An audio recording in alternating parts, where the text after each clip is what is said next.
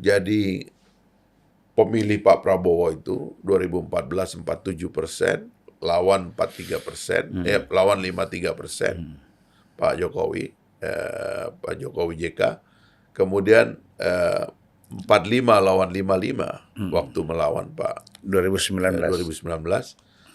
Itu kan cuma 2 pasangan kan.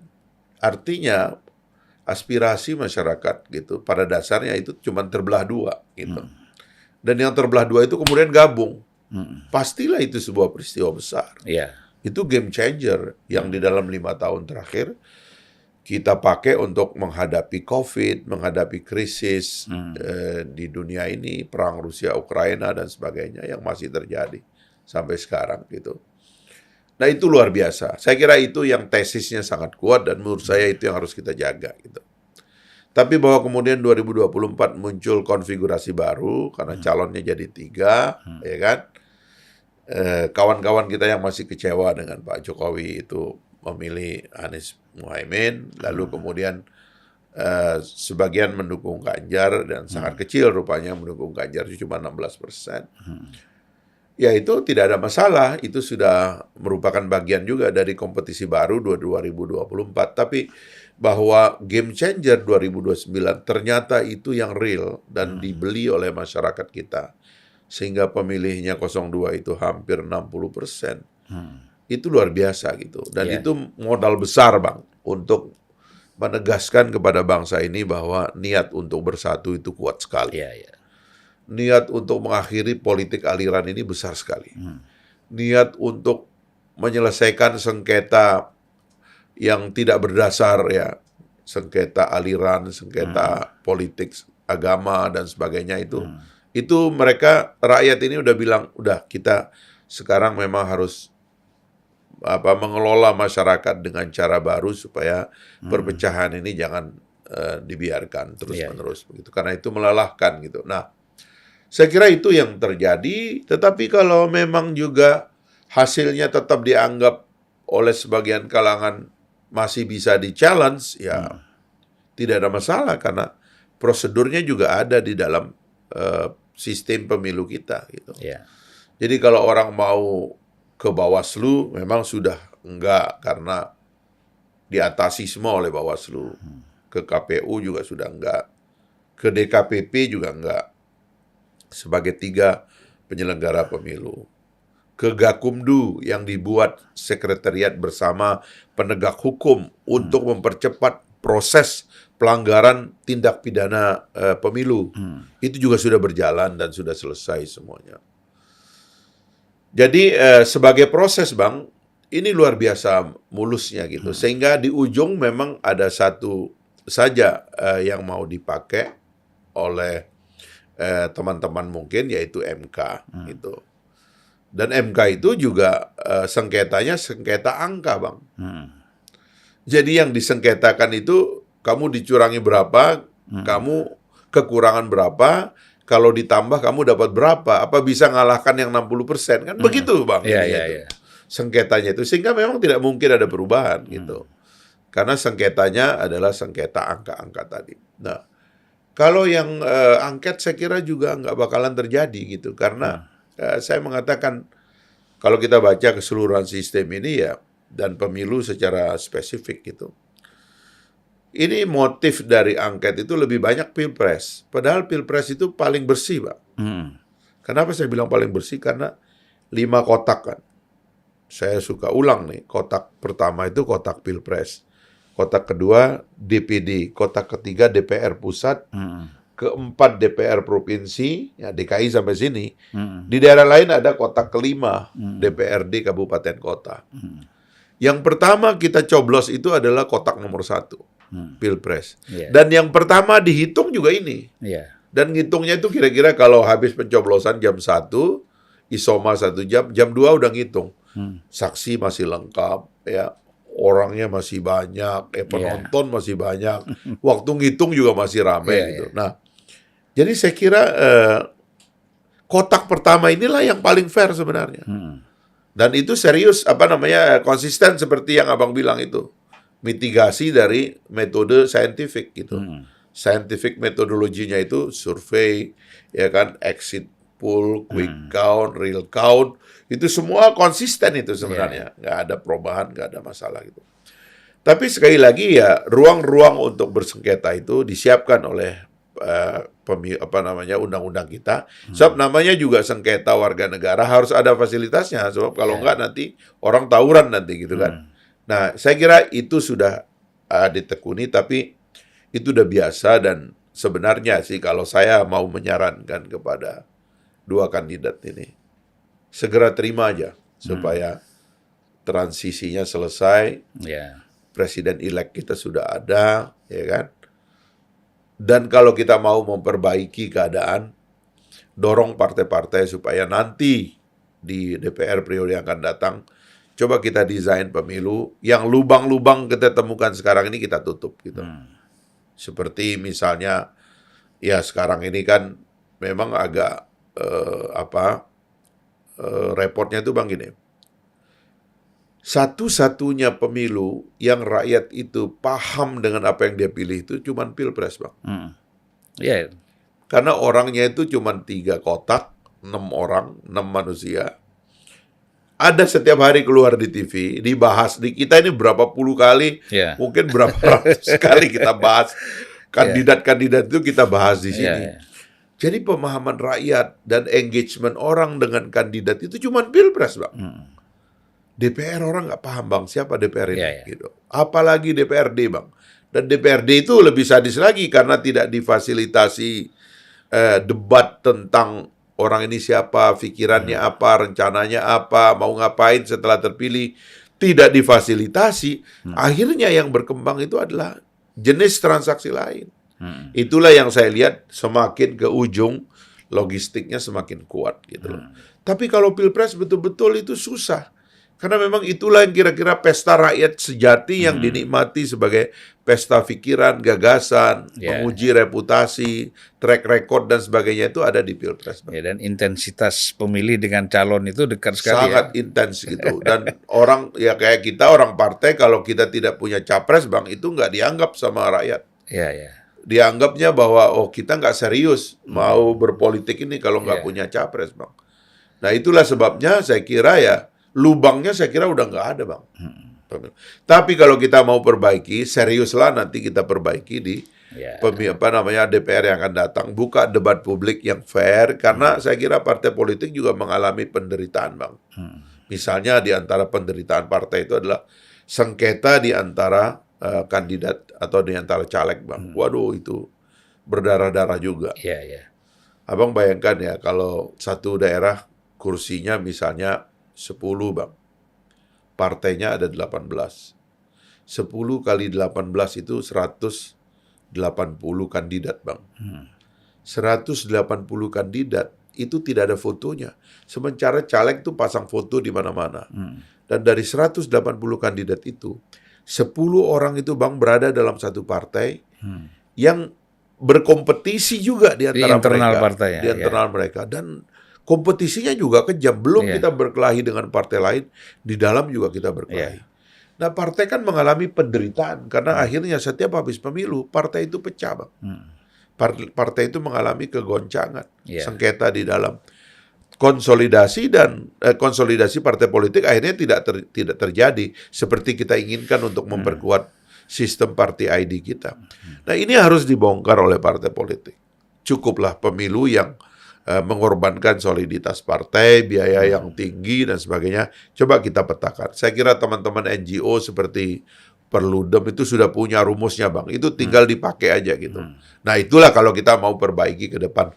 Tapi yang sudah terjadi ini, Bang, sempurna ini. Kita harus syukuri bahwa kita mengalami pemilu paling rumit, pemilu yang sangat besar, ya. Bahkan kalau kata orang sih dari jumlah kertas suara yang kita coblos, Bang. Abang bayangkan, di mana-mana pemilu itu cuma ngasih 1 kertas suara, Bang. Kita dikasih 5, Bang. Rakyat kita ini ya, yang pendapatan per kapitanya baru $4.000 US dollar per kapita, dikasih 5 kartu suara yang harus dicoblos dengan pikiran dan pilihan yang macam-macam. Negara lain, negara lebih besar, lebih sederhana. Nah, Ini mesti kita evaluasi ke depan, tapi ini pun yang sudah terjadi ini luar biasa.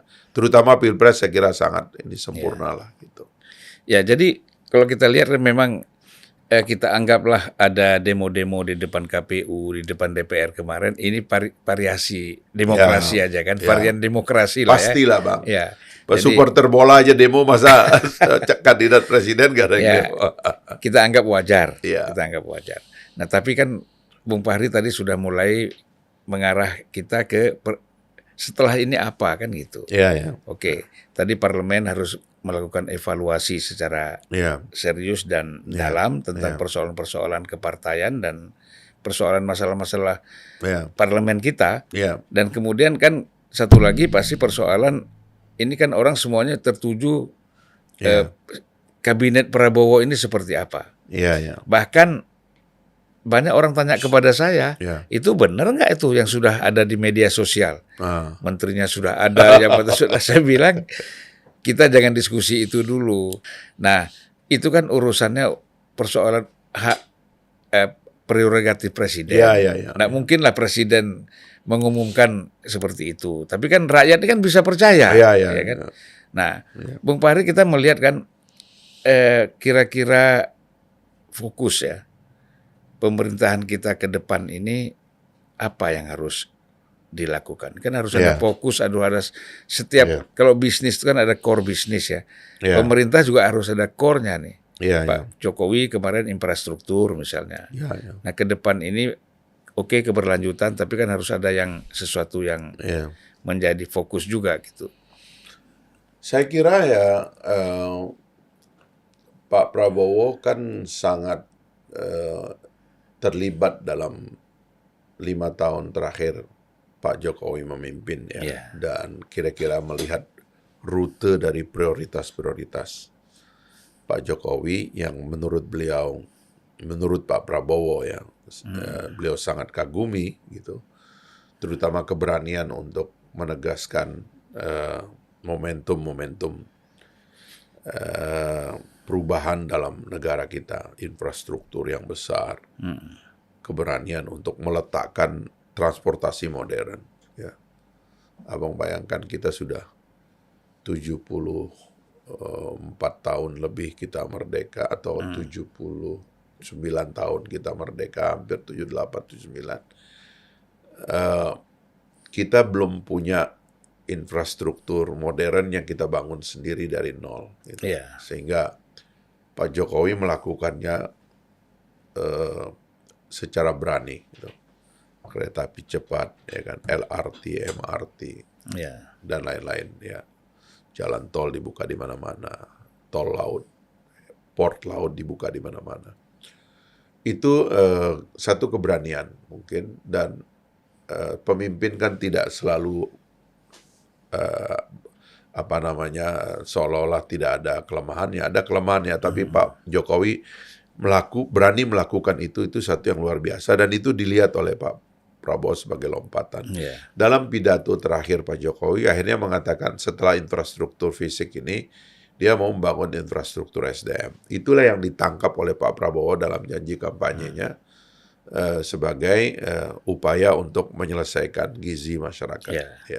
Stunting, sebab tidak ada negara hebat, tidak ada negara kuat itu kalau IQ-nya pas-pasan, kalau kesehatan dasarnya itu pas-pasan, kalau stunting dan sebagainya.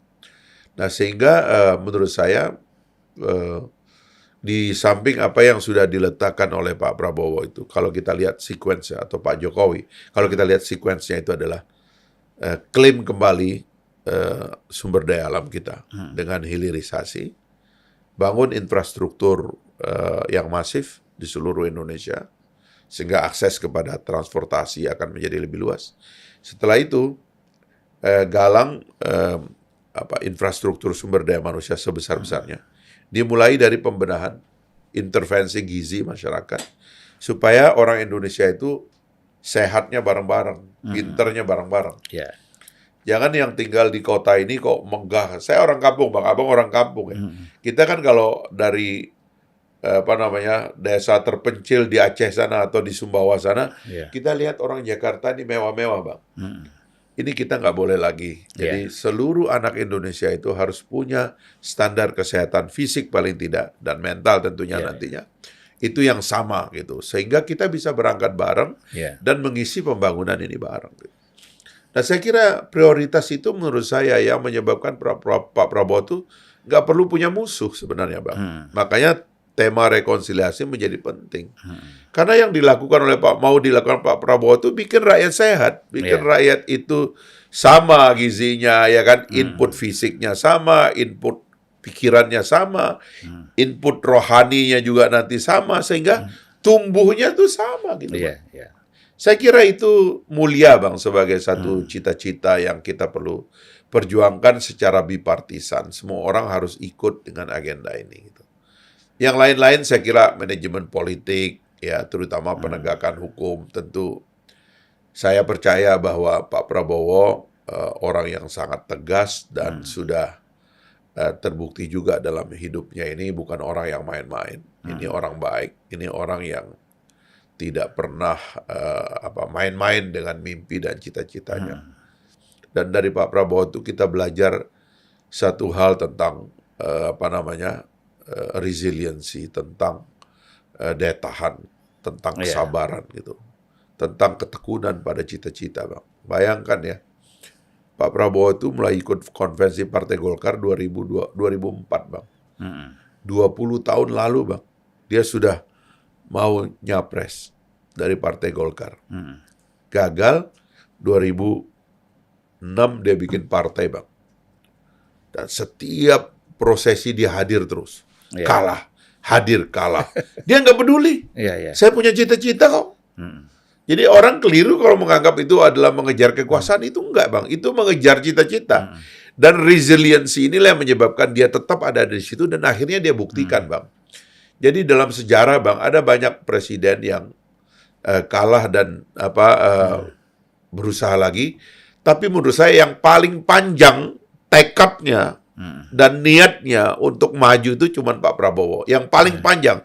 Dalam pembacaan saya sejarah pemimpin dunia itu Pak Prabowo itu yang paling kuat tekadnya gitu untuk berbakti. Sehingga nggak boleh orang bilang itu ambisi kekuasaan. Enggak, itu cita-cita. Benar. Itu mengejar mimpi. Ada sesuatu yang ingin dia capai kan? Sesuatu yang ingin dia capai. Dan yang dia ingin capai itu nggak muluk-muluk. Dia ingin rakyatnya nggak ada yang miskin, nggak ada yang susah makan, ya kan? Dia nggak suka ngelihat orang tua itu masih kerja pada saat harus menikmati hari tuanya dan sebagainya. Itu aja yang dia pikirkan dari dulu sama. Revolusi putih, orang minum susu dari dulu dia sudah mimpikan. Dan apa perdebatan kita soal ini? Nggak bisa didebat ini Bang. Ini isu dasar yang tidak bisa diperdebatkan. Kata orang ini namanya motherhood issue. Jadi kalau kita punya ibu, kita nggak bisa berdebat. Kenapa kamu ibu ibu saya gitu. Nggak bisa. Sama dengan agenda Pak Prabowo ini. Gitu. Nggak bisa diperdebatkan karena ini adalah isu semua orang. Gitu, saya kira itu yang dan kalau persoalan tadi bicara makanan, bicara susu dan lain-lain, zakat aja kan ukurannya beras kan? Kamu bayar zakat kalau nggak uang cash, beras. Nggak bisa yang lain. Nah artinya apa? Orang memang ukurannya selalu makan. Membutuhkan yang namanya makanan. Jadi saya setuju dengan Bung Fahri tadi mengatakan ini satu pekerjaan yang mulia. Yang sebenarnya harus didukung oleh semua orang, bukan malah dipersoalkan. Ya sumber dana itu soal lain lah. Ya di mana lagi? Bisa kita pikirkan lah itu. Yang penting cita-citanya dulu. Ya kalau bukan APBN, tapi mungkin kan nanti swasta bisa terlibat ya. Nah, CSR mereka yang juga ratusan miliar itu juga bisa membantu untuk memperkuat pembiayaan persoalan makan dan susu ini. Itu sangat penting ya. Nah mungkin ini kan juga berkaitan dengan bonus demografi yang selalu dibicarakan oleh Pak Jokowi Nah kalau bonus demografi ini terus tidak ada ditingkatkan kualitas hidupnya, kemudian termasuk tadi sampai tingkat IQ yang memadai, ya nggak ada artinya bonus ini juga, hanya menjadi isu politik kan. Dan juga mungkin bisa jadi bencana kalau orang tuh nggak punya pekerjaan Bang. Kan kalau kita baca agama saja Bang, itu salah satu yang paling ditakutkan oleh Nabi itu kan orang nganggur Bang. Itu kan keras itu di dalam hadis itu. Nabi sangat mengkhawatirkan orang nganggur. Orang nganggur itu kemana-mana pikirannya, Bang. Iya. Itu juga PR bagi kita. Saya kan kadang-kadang membaca, Bang, ya. Ini menarik ini bicara orang nganggur. Iya, karena gini, Bang, saya kalau kita baca memoir negara-negara industri, Bang, ya, negara-negara kapitalis yang menjadi industri itu, salah satu sumber otoritarianisme itu kan juga kenyamanan gitu. Jadi bahwa orang itu sebenarnya istilahnya itu sudah sibuk dengan pekerjaannya sendiri. Sudah sibuk dengan kerja. Jadi tiba-tiba nanti, Bang, kita akan menyaksikan kalau Indonesia ini menjadi negara industri, tiba-tiba rakyat itu tentram, senyap. Nyari orang demo susah, Bang. Nyari orang ribut, maki-maki susah kita cari. Kenapa? Orang kenyang dan orang kerja, Bang.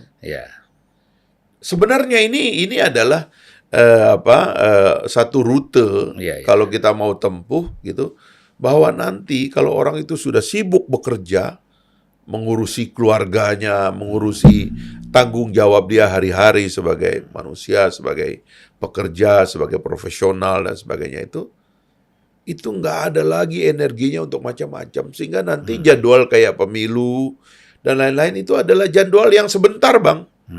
Habis pemilu orang pergi lagi. Yang ribut itu ya kita pilih untuk ribut.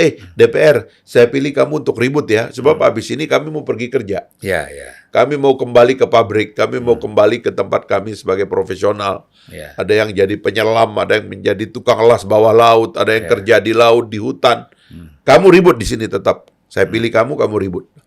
Sebenarnya kan kita mau menuju demokrasi yang seperti itu, Bang, ya. Bahwa setelah kita pilih orang ini, sudah ya, kami jangan diajak-ajak lagi berantem ya. Kami ada kerjaan soalnya. Nah sekarang ini, Bang, mungkin karena sebagian kita nggak ada kerjaan, kita akhirnya ikut ribut juga. Padahal yang ditugaskan ribut sebenarnya sudah ada. Udah ada berapa? 580 sekarang. orang kan? Dan ribuan itu di seluruh Indonesia, Bang. Ya mereka aja yang ribut dong di DPRD tingkat 1, tingkat 2. Kamu dong ribut, ada jalan rusak, ada got yang sampah nggak diangkut. Kamu dong ribut, jangan kami lagi. Kami mau kerja. Nah, rute ini, Bang, itu yang mesti kita lampaui, kita lalui. Makanya tangga kita sebagai negara industri, itu hilirisasi sebagai fondasinya, itu juga satu isu yang tidak bisa dilawan, Bang. Itu terlalu kuat. Indonesia harus memulai industrialisasinya berbasis apa yang kita punya. Kita nggak punya teknologi mungkin, kita nggak punya uang, kita nggak punya mesin canggih, tapi kita punya bahan bakunya, Bang. Ya sudah, kita mulai dari bahan baku aja. Itulah hilirisasi. Kami mau jadi negara industri ya, kami mau jadi bahan baku. Mohon maaf ya, kamu boleh ban kami. Dia bilang, wah ini nanti CPO-nya di ban. Nggak apa-apa, silakan. Kami bikin minyak makan. Kami bikin CPO untuk kosmetik, untuk segala macam. Mohon maaf, kami pakai ini dulu buat kami gitu loh. Kita mesti ngomong begitu ke negara lain, Bang. Bukan kita mau stop tiba-tiba, tapi tolong bantu juga kami sebagai negara maju seperti kamu. Masa kami nggak boleh jadi negara maju? Kamu kirim mobil ke sini, kami nggak larang. Kamu kirim elektronik ke sini, kami nggak larang. Masa kami nggak boleh ngelola sumber daya alam aja nggak boleh? Keterlaluan karena ini yang mesti dinegokan oleh pemimpin yang kuat, Bang. Dan saya kira Pak Prabowo mampu melakukan itu ke depan. Gitu. Artinya ini kan Pak Prabowo hanya tinggal melanjutkan apa yang sudah dilakukan oleh Pak Jokowi. Pak Jokowi kan dalam konteks ini kan tegas. Persoalan Uni Eropa, persoalan ban-ban semua ini kan dihadapi. Saya kira Pak Prabowo pasti akan melanjutkan ini Bung Fahri ya. Saya kira track recordnya atau trajektorinya untuk menuju negara industri, negara yang kuat ekonominya itu termasuk diantara bagian dari naskah dan buku yang paling banyak ditulis oleh Pak Prabowo, dan termasuk tema pidato dia paling banyak itu tentang tema kemandirian ekonomi dan membangun industri ini. Jadi saya kira kita ngomong sekarang sama teman-teman kita, dulu blok ekonomi cuma satu, cuma Barat. Ya sekarang kita punya blok Rusia, blok China, kita bisa tarik Turki, ya kan? Rusia baru selesai pemilunya juga itu 87% Putin tuh. Tambah kuat aja kawan itu kan. Dan kita ngomong, bos, ini mohon maaf, ini proposalnya sekarang kami mau menjadi negara industri, kita pakai sumber daya alam. Rutenya begini, bisa bantu nggak? Berebut bang. Iya. Ya mohon maaf aja kalau yang lain terlalu tinggi harganya, negonya terlalu rumit, term and conditionnya terlalu berat, ya kita milih yang gampang dong. Iya, iya. Itu hak kita kok bang. Dan pengalaman kita dengan Rusia itu kan sudah panjang. Sangat. Ya. Betapa mereka itu banyak sekali membantu pada masa Bung Karno. Iya. Ya, kita dibantu dengan Krakatau Steel. Iya. Itu hadiah dari Rusia juga. Iya. Ya. GBK itu. GBK, kemudian dulu kalau pesawat-pesawat kita kenal MiG-21 segala macam. Iya.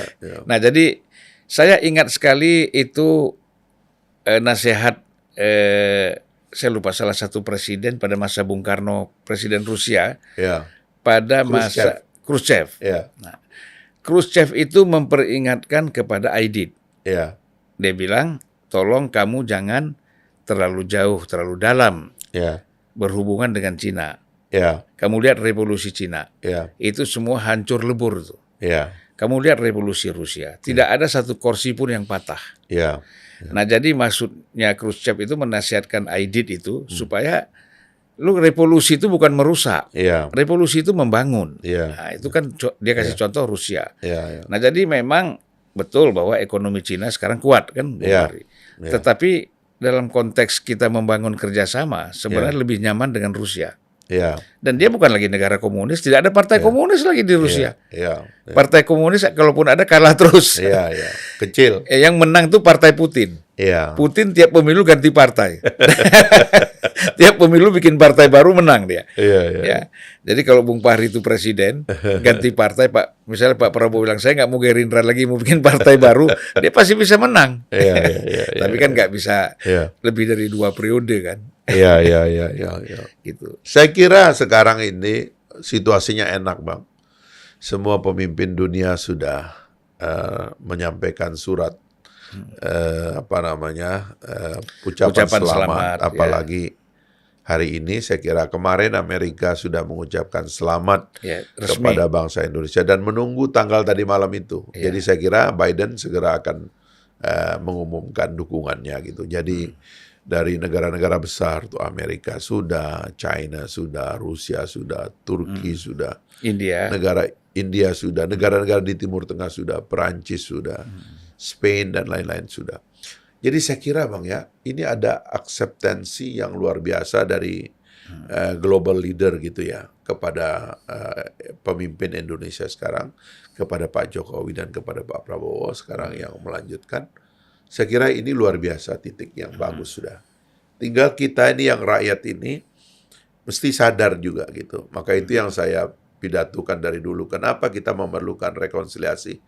Karena ada banyak pertengkaran kita itu yang nggak berdasar bang. Sebenarnya. Itulah yang saya bilang mari kita struktur kembali pertengkaran ini. Karena pertengkaran dalam demokrasi itu sudah ada tempatnya. Jangan semua orang diajak bertengkar dan nggak perlu kita semua bertengkar.